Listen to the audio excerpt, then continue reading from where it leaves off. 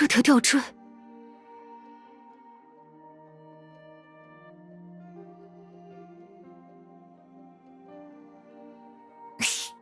其实吊坠并没有遗失，它一直都在牙医的身边，只是你没有发现而已。牙医，你突然建立屏障，断开了梦境和外部的联系，吓了我一跳。幸好我们之间还有这道特殊的连结，多亏了它，我才能在广阔复杂的梦境空间找准你们的方位。什么？难道这个吊坠不是可以打给任何一个地方的神奇宇宙电话？当然不是啦，那都是 Bronya 说来逗你的。虽然他好像的确研究过类似的东西，不过这条吊坠所建立的联系只存在于我们之间，它更像一件信物，将守护神与被守护者连接在一起的信物。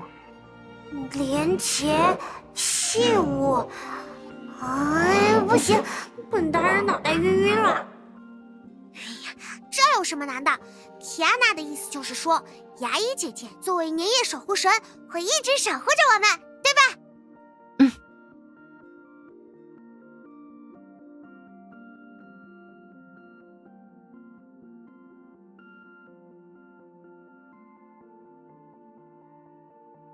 原来如此。从年糕把我想象成年夜守护神的时候开始，我们的心灵空间就彼此合二为一。又或许从更早的时候就……算了，这个有机会再说吧。眼下最重要的是把年年和高高变回原本的样子。牙医，你有什么想法吗？既然年糕是因为恐惧才会分裂成现在的样子，那么我想，只要消除恐惧的源头，它应该就会恢复正常了。恐惧的源头。天哪，你要干什么？我可不是真的邪祟啊！开个玩笑，别瞪我嘛。我明白牙医的意思，只要让你们忘记被邪祟攻击的恐惧，好好享受这片梦境里的新年夜，问题就能解决啦。说到新年，当然少不了玩闹的环节。难得有这么开阔的场地，不如把这里当作游戏场，痛痛快快的闹一回吧。就像我们第一次见面时那样，来一场盛大的表演，怎么样？对了，当时也是在梦里呢。天哪，你这个样子很像撺掇小孩子上台表演的家长哎，我才不是小孩子。被发现了。那你们打算接受我的提议吗？这个嘛，那还用说？原本我也准备了不少花样，正好打算在新年夜里大显身手呢，保证让你们大开眼界。那我可要好好期待一下了。牙医姐姐也一起来吧，早就想让你看看我的表演了。好啊。准备好了吗？高高大人的新春表演会堂堂开幕喽！牙医姐姐，快看快看，很威风对吧？是啊，让我更期待接下来的演出了。那你们可要看好喽！锋芒横照，赤峰逐电，逐电，万金击转，出血破，随夜色湮灭，扰攘接济，飞光，刀影逐电，锋芒横照，逐电，赤峰逐电，准备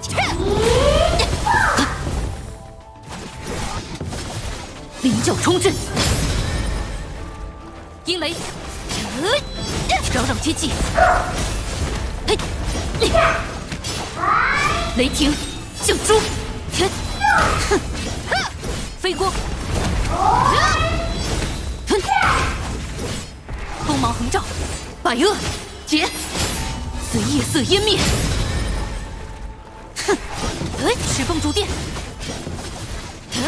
扰攘接济，刀影逐电，锋芒横照，赤峰逐电。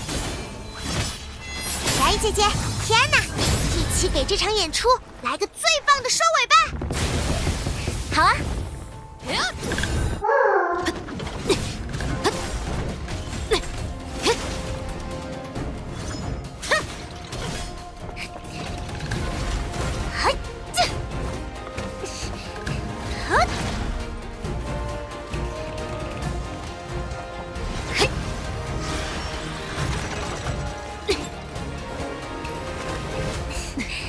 牙医，准备好了吗？当然。那么，最后一击！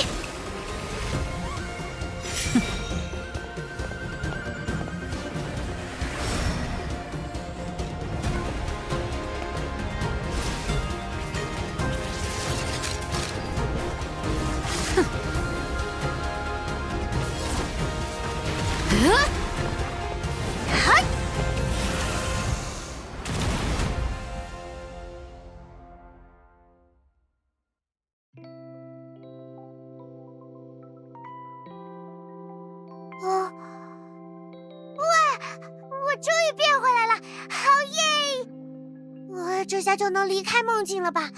回去之后应该正好赶上年夜饭，吐司、披萨、焦糖布丁啊，还有烤的热气腾腾的年糕。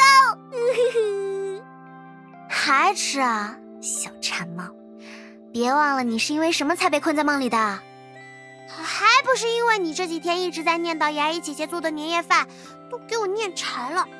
我不管，牙医姐姐又不是你一个人的，我也要吃。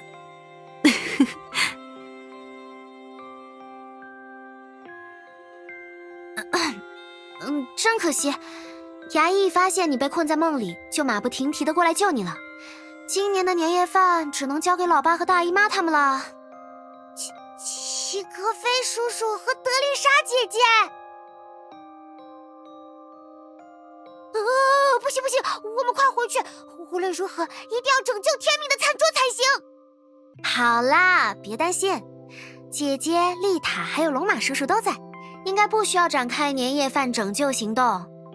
至于能不能顺利赶上年夜饭，就要看梦境的另一位主人的表现了。梦境的另一位主人？你是说我？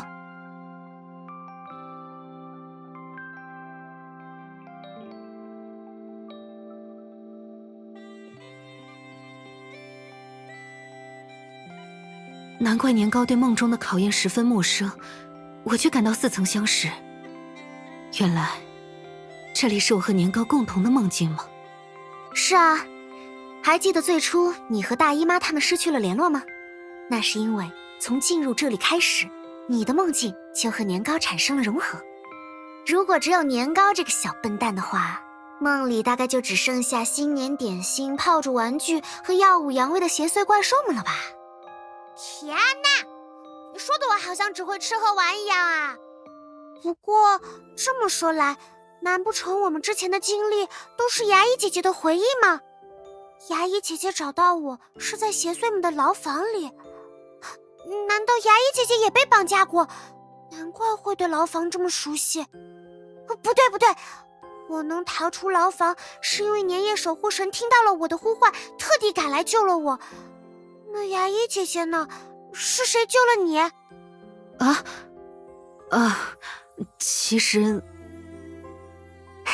其实牙医姐姐并不是被人救出来的，因为工作的原因，牙医姐姐的家人没能第一时间得到消息展开救援，但她还是靠自己的力量一个人逃了出来。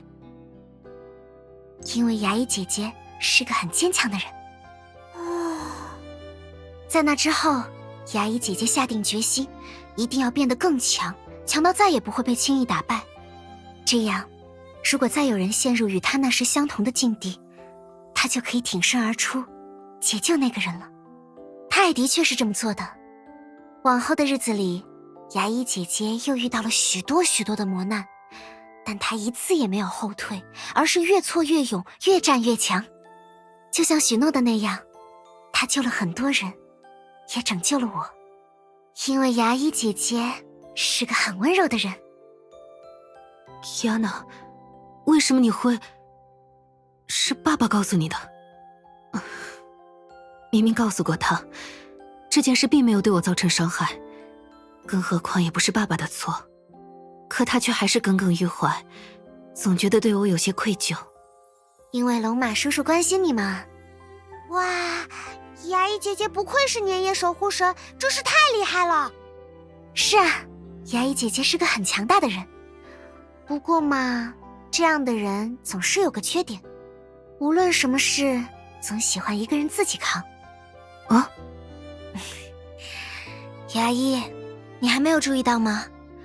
我们之所以还留在这里，是因为你的潜意识在阻止其他人进出梦境啊。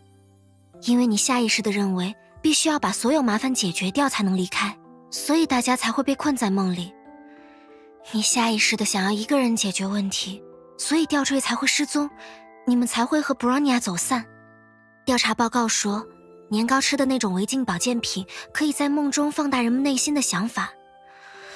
我也是直到那个时候才理解放大内心想法的意思。原来我才是这一切的源头。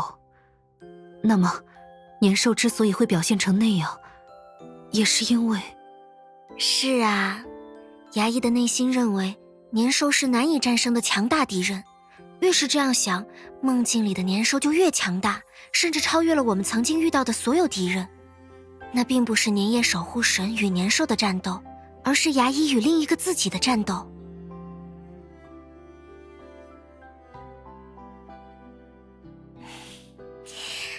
没办法，谁让牙医是个喜欢逞强的人呢？什么？你们的意思是让年兽变得那么帅气又强大，其实不是我的功劳？我还以为可以在梦里扬眉吐气了，还高兴了一场。你怎么还失落上了？你是不知道我在外面有多着急。万一你没有挡住牙医的攻击，你要受伤不说，牙医肯定也会内疚好久。还好后来牙医自己发现了你的身份，主动终止了战斗。趁着梦境的屏障变得薄弱，我才终于借助吊坠来到了你们身边。抱歉，提亚娜，让你担心了。哼，牙医是该道歉，自顾自断开和我的联系就算了，还一声不响的打算和那么强大的怪兽战斗到底。你不是说那只是我的想象吗？在当时的牙医眼里，那可不是想象。不过，比起道歉，我更希望你可以不用时刻做那个坚强的牙医。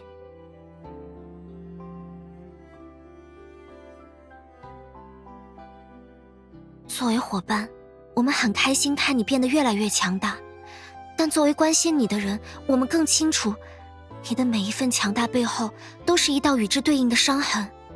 即便现在的牙医已经跨越了那些艰难的时光，但伤痕存在过，也会一直存在于我们的心里。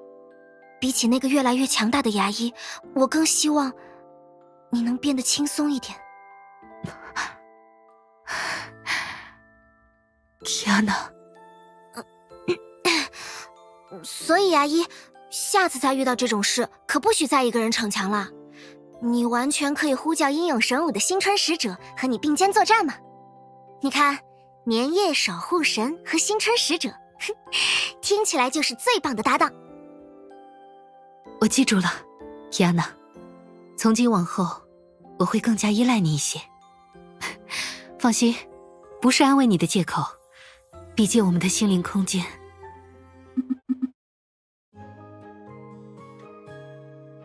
学院长，牙医，提安娜，总算联系上你们了。情况怎么样？找到解除梦境的方法了吗？姑且算是解决了。放心吧，大姨妈，有我们出手，还有什么解决不了的问题吗？没错，提安娜和牙医姐姐联手，就是世界上最棒的组合。太好了，既然如此，就不要干站在那里聊天了，快回来，大家都在等着你们一起吃年夜饭呢。尤其是你，提安娜，你突然悄无声息的失踪，把大家都吓了一跳。是啊，如果不是我尝试连接梦境成功，基地就要乱成一锅粥了。抱歉啦，事出紧急，没来得及多想。等等，这么说，布罗尼亚，你早就离开了梦境，还和我们建立了链接。既然如此，怎么不早一点和我们通信？因为一些原因，最初只能建立单向链接，直到刚才你们战胜了年兽，我们才获取了稳定通信传输的信道。只是技术性问题，